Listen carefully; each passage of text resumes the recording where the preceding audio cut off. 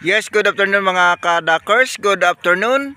Bago pong lahat, please subscribe to my YouTube channel.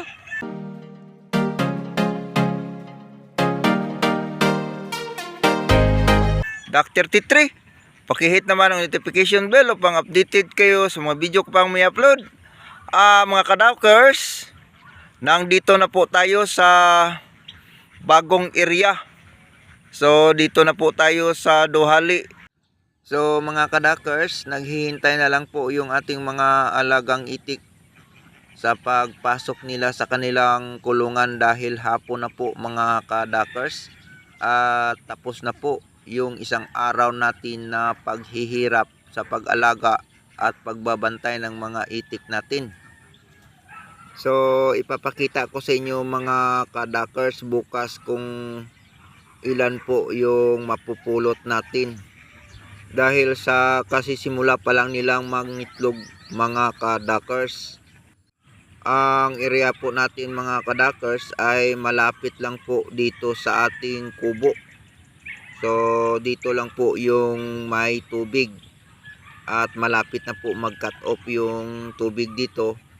Saka po natin pinuno lahat ng mga tambak mga kadakers. So malaman na natin mga kadakers kung ano ang resulta ng ginagawa natin sa araw na ito bukas. So ito na po mga kadakers, good morning. Ay papalabas muna natin yung ating mga alagang itik. So bago natin pulutin yung kanilang mga itlog. So dito lang po sa malapit natin ilagay dahil mamumulot pa po tayo ng mga itlog nila mga kadakers dahil hindi po tayo namulot kasi wala po tayong ilaw na lubat po.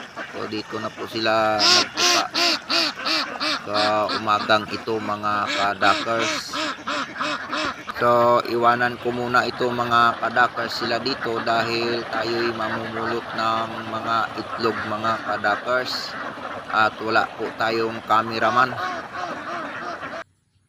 So ito na po yung napulot natin mga kadakers, 4 na tray. So hanggang dito lang muna mga kadakers. Thank you very much sa inyong patuloy na pagsubaybay sa ating YouTube channel.